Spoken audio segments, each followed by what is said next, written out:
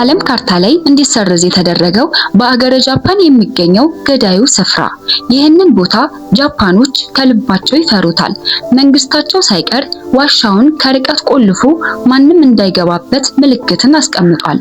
በርካታ ደፋር ነን ያሉ ሰዎችና ጋዜጠኞች ወደ ቦታው ቢገቡም ተመልሰው መውጣት ግን አልቻሉም።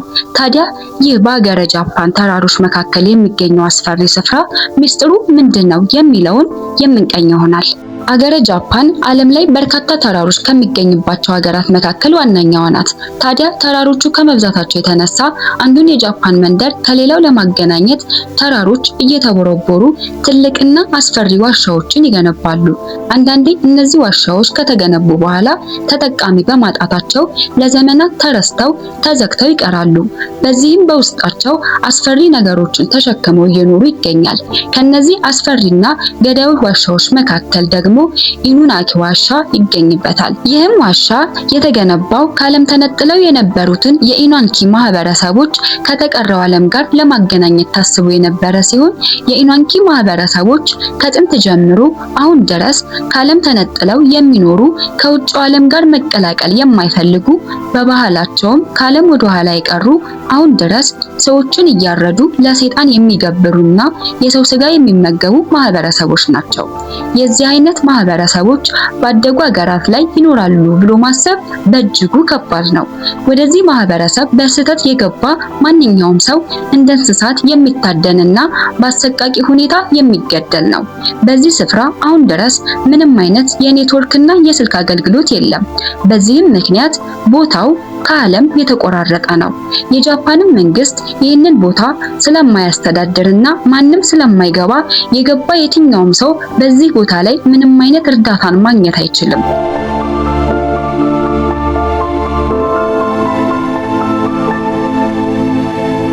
ኢኑናኪ የሚባለው የዚህ መንደር ስም ትርጉሙ የሚያለቅስ ውሻ ማለት ነው። በዚህ መንደር ውስጥ በርካታ የሚያለቅሱ ውሾች ምስል ተቀርጾ ይገኛል። የሚያለቅሱ ውሾች የተደረጉበት ምክንያት ተመራማሪዎቹ ሲናገሩም ታሪኩ የመጣው ከጥንት እንደሆነና በዚህ መንደር ይኖር የነበረ አንድ ሰው ውሻ እንደነበረው በአንድም ሌሊት ውሻው እየጮኸ አላስተኛ ሲለው በንዴት ውሻውን እንደገደለውና በዛው ምሽት ሰውየውና ቤተሰቦቹ በሙሉ በአሰቃቂ ሁኔታ ተገድለው እንዳደሩ ይናገራሉ። ታዲያ የመንደሩ ሰዎች ማታ ሲጮህ የነበረው ውሻ የሰዎችን ገዳይ አይቶ ባለቤቶችን ለማንቃት እንደነበረና ባለቤቱ በንዴት ሕይወቱን ሊያተርፍ የነበረውን ውሻውን እንደገደለው፣ ለዚህም የመንደሩ ህዝቦች ለውሻው ሐውልት እንዳቆሙና በዛው ልምድ ሆኖ እንደቀረ ይናገራሉ። ታዲያ ይህ ሰይጣናዊ ቦታ እስከ 1975 ድረስ ከተቀረው ዓለም ቢነጠልም በ1975 ግን የጃፓን መንግስት ቦታውን ከተቀረው ዓለም ጋር ለማገናኘት ነጥሎ ያስቀረውን ግዙፍ ተራራ በመቦርቦር የኢኑናኪ መንደር ከተቀረው የጃፓን ክፍል ጋር ቀላቅለውታል። ቢሆንም በዚህ ዋሻ ተጠቅመው ከውጭው ክፍል ጋር ለመቀላቀል የመንደሩ ሰዎች ፍላጎት አልነበራቸውም። ዋሻውም አገልግሎት ሳይሰጥ ለረጅም ዓመታት ቆየ። ታዲያ ከዓመታት በኋላ በዚህ ዋሻ ውስጥ አንድ ዓለምን ያስደነገጠ ብዙዎችን ያስለቀሰ ወንጀል ተሰራ። ጊዜው 1988 ዲሴምበር 7 ነው። የ20 ዓመቱ ወጣት ኡማያጉዣ ከስራ ወደ ቤቱ በሚመለስበት ወቅት ከኢኑናኪ መንደር ራቅ ብሎ መኪናውን ያቆማል። ነገር ግን በዛው ቅጽበት 5 ወጣት ልጆች መኪናውን ይከቡታል። ወዲያውም ወጣቱን ከመኪናው አውጥተው በመዶሻና በመፍቻ ከመጠን በላይ ይደበድቡታል።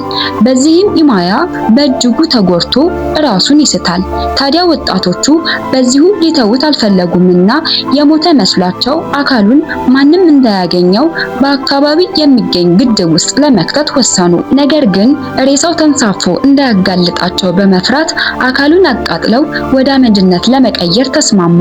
በዚህም አካሉን ለማቃጠል ቦታ ሲፈልጉ የኢኑናኪን ዋሻ አገኙት። ወጣቱ ኡማያንን ወደ ዋሻው ጎትተው በማስገባት ጋዝ አርከፍክፈው እንደ ችቦ ለኮሱበት። ኡማያ ራሱን ከሳተበት ላይ ነቃ። ለማምለጥም ወደ ዋሻ ውስጥ ለመሮጥ ሞከረ። ቢሆንም ወጣቶቹ እየተከታተሉ ጋዝ እያርከፈከፉ አቃጠሉት፣ ወደ አመድነት እንዲቀየር አደረጉት። ወዲያውንም 5ቱ ወጣቶች ቦታውን ለቀው ወደ ከተማ በመሄድ ወደ መጠጥ ቤት ገብተውም እንዴት እንደገደሉት እየተሳሳቁ ሲያወሩ ሰዎች በመስማታቸው በጥቋማ የኡማያ የተቃጠለ ቅሪተ አካል ተገኘ። ገዳዮችም በፖሊስ ቁጥጥር ስር ዋሉ። ከአምስቱ አንዱ እድሜ ልክ ሲቀጣ፣ ሌሎቹ ደግሞ በ7 ዓመት ጽኑ እስራት እንዲቀጡ ተፈረደባቸው።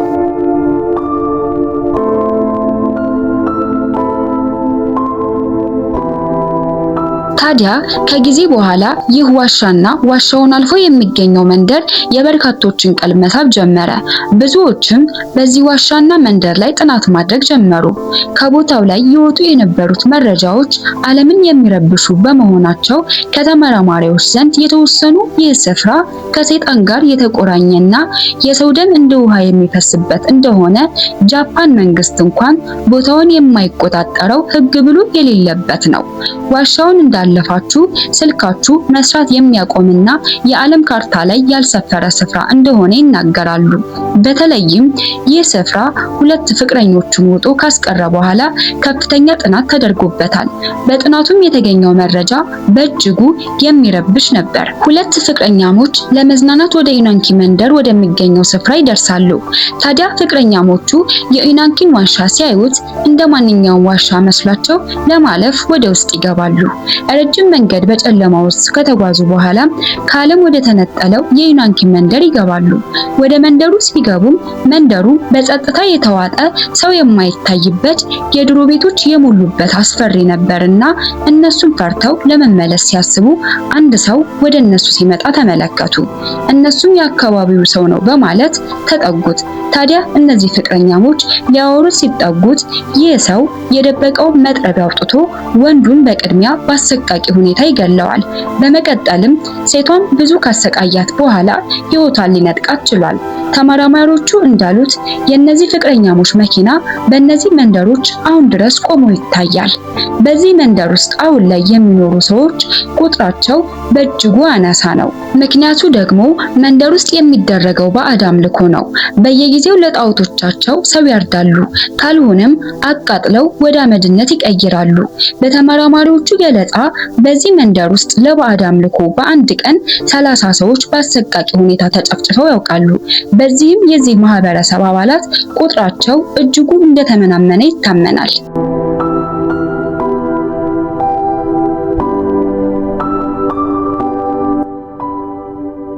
ታዲያ ከዚህ መንደር ይልቅ ይህ መተላለፊያ ዋሻ በእጅጉ ታዋቂና አስፈሪ ነው።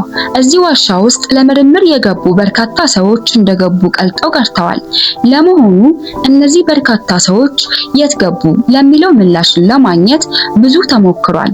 ብዙዎች እንደሚሉት ወደዚህ ዋሻ ከተገባ በኋላ አስፈሪ ድምጽ ይመጣል። ጩኸቱም እየበረታ የሚሄድ ነው። እሱ ብቻ ሳይሆን መልካቸው የማይታይ ነገር ግን ሰው የመሰሉ ነገሮች በዋሻ ውስጥ እንደሚታዩና ለመመርመር የሞከሩ ሰዎች ይናገራሉ።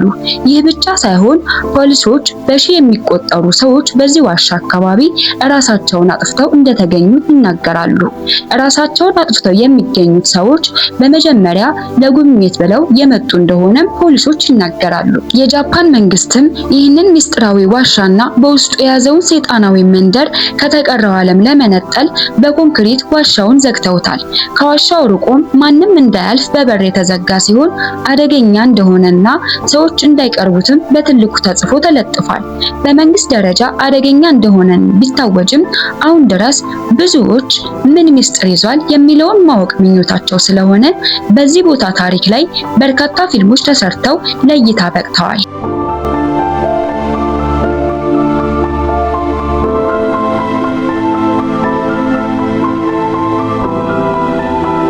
ውድ የአልፋ ሚዲያ ቤተሰቦች የዛሬው ቅኝታችን ይህንን ይመስላል። አብራችሁን ስለቆያችሁ እናመሰግናለን።